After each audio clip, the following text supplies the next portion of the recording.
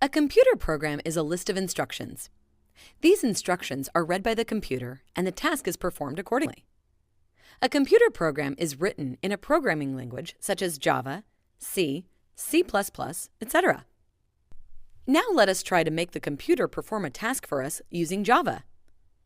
Let's say we want to make the computer print, "You are awesome," using Java.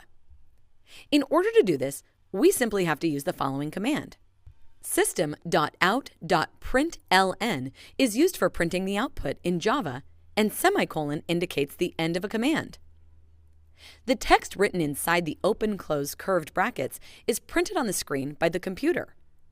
Also, the text should be enclosed in double quotes.